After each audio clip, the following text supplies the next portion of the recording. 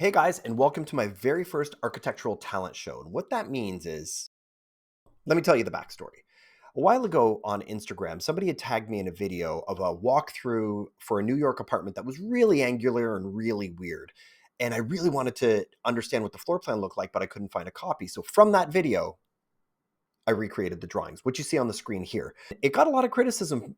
This isn't my design, but this design got a lot of criticism by people online who felt that they could do better. And so they started asking for the CAD files. And I said, you know what? Let's have a talent show. Let's see who can do better, right? So here's what they got.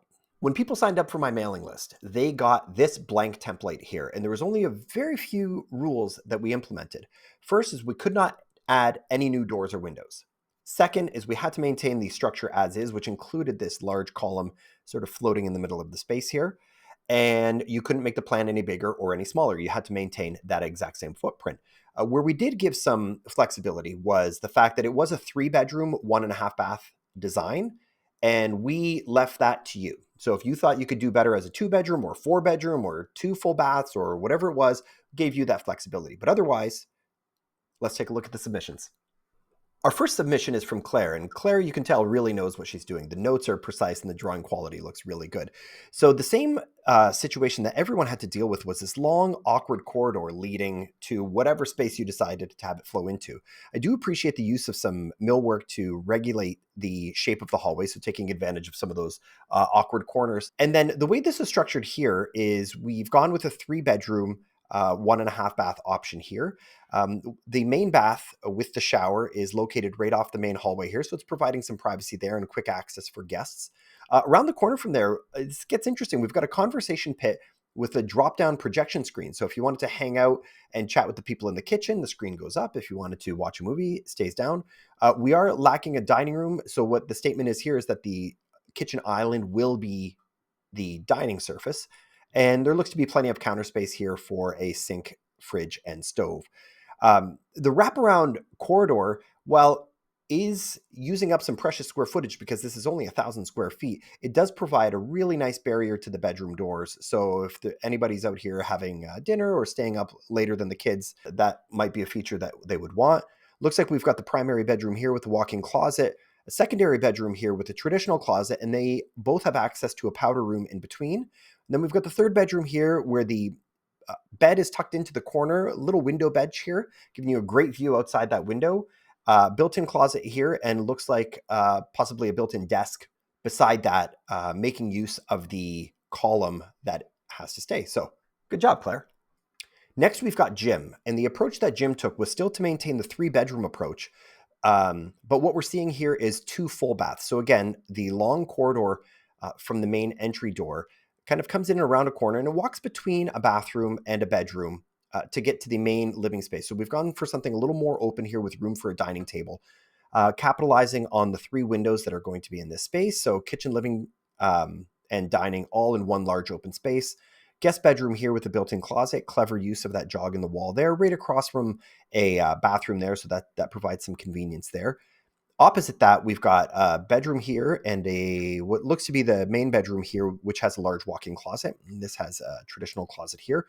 And the primary bedroom, or the main bedroom, does have access to its own private ensuite. So very good. And we did maintain that column there, which is cool. This provides less privacy than the previous option that we had, with the bedroom doors being located right off the main living space. But depending on who's living there and what the arrangements are, that might work. Thanks, Jim. The next submission we had was from Sneha, and I hope I'm pronouncing that right. And what we've got here is the first entry opening right up to the living space. So you can see we've got the entry corridor here, some cool built-in cabinets and counter surface along the irregular wall here. Opens right up to a living room, dining room, and a kitchen. So the kitchen's got a couple of windows facing the street here, an L-shaped section here, and then room for the stove and fridge here with a small table for eating in the kitchen there.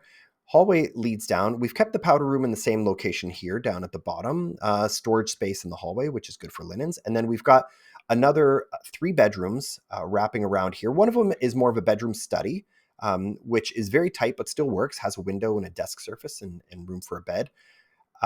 We've got the primary bedroom in the corner here, which has access to a very compact but still pretty useful private ensuite.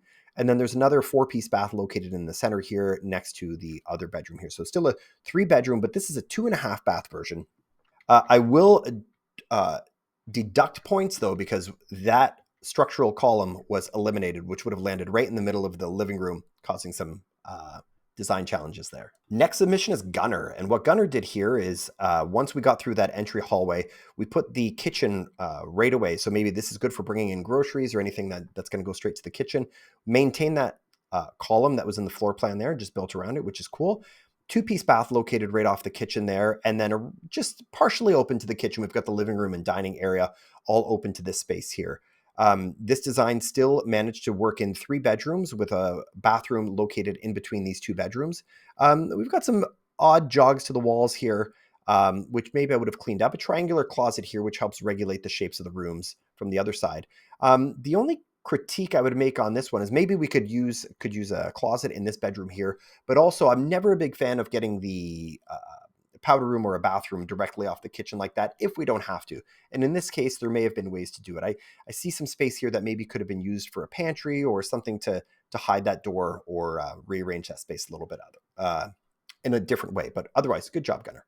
Tyler's submission here really separates the public spaces from the private spaces in this apartment. So along that long corridor, immediately we're greeted by the kitchen, living area, and dining area. We've maintained the column here, which is good. So it really contains the public and loud spaces to the front end of the unit. And then just off of that, we've got our 2-piece powder room here, which is great for guests, anybody that needs to use the bathroom there. It's got visual privacy, but it's pretty close. So that's a real convenient thing.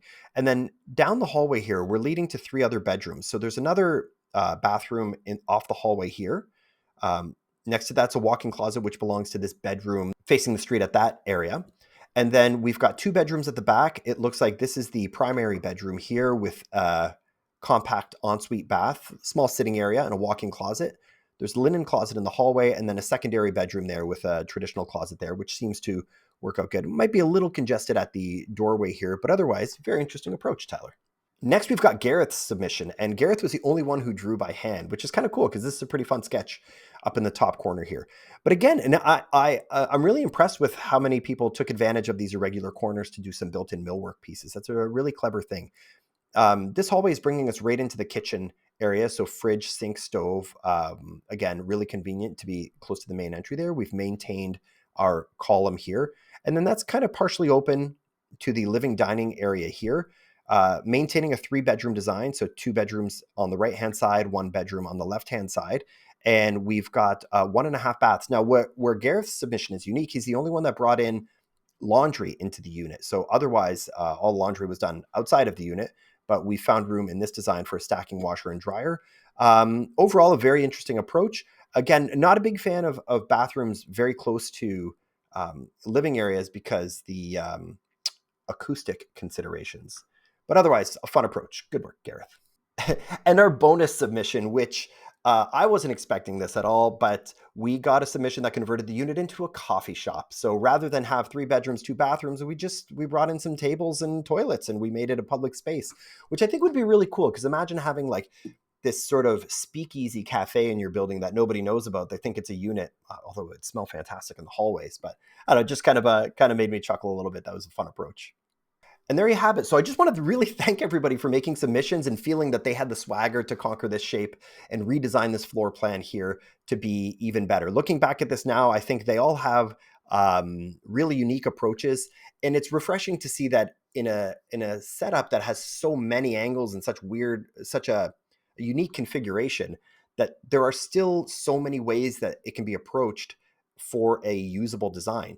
So we are going to be doing more of these. I am on the hunt currently for more awkward floor plans that we can let you guys redesign. And I even found a sponsor. So the next one, there's going to be some prizes, which is going to be really cool. So stick around, subscribe if you've made it this far. Follow me on Instagram and TikTok at dory.azar.architect. And feel free to join my mailing list on our website so you don't miss the next submission, because I want to see your ideas. Thanks, guys. See you soon.